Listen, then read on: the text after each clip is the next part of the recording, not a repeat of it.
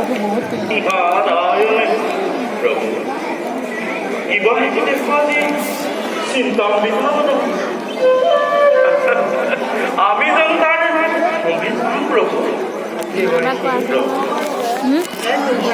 বিপদৰ সন্মুখীন হৈ আমি আজি ব্ৰহ্মা বিষ্ণু ৰুদ্ৰ একেবাৰে উপায় হৈ পৰিম। এই মাত্ৰ মহাপ্ৰলয়ৰ আগজাননী দ্বিগুণ কেৱল মহাপ্ৰলয়ৰ বানপানী সমগ্ৰ পৃথিৱী ধ্বংস হ'ব। একমাত্ৰ একেবাৰে ভয়ংকৰ কৰিব।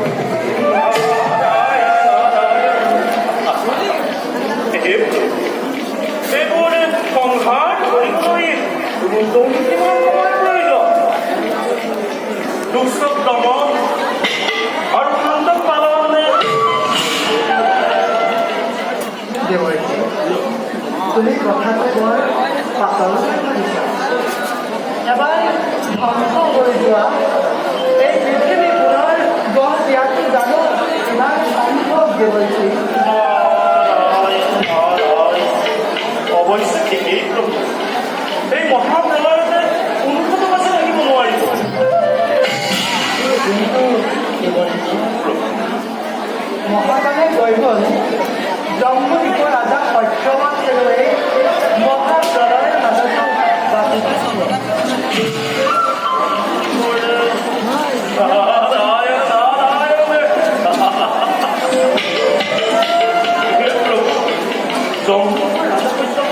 মহাভাৰতী তেওঁ দ্বাৰাই পুনৰ সৃষ্টি ৰক্ষা কৰিব পাৰিব প্ৰভু। হোৱাৰ আগতে প্ৰয়োজনীয় সকলো বস্তু সংগ্ৰহ কৰি ৰাখিব লাগিব। কেনেকৈ জীৱ জন্তু ৰাখিব, কেনেকৈ বেদ বেদান্ত এইবোৰ সংগ্ৰহ কৰি ৰাখিব পাৰিলেই পুনৰ সৃষ্টি সম্ভৱ হ'ব প্ৰভু। আমিও তাৰে পৰিকল্পনা কৰি আছিলোঁ। সময়ত আপুনি ভৰসা দিব। এতিয়া এই বাৰ্তা তুমি নৰ সমাজত দিয়া দাসেবে বিদায় দিলোঁ।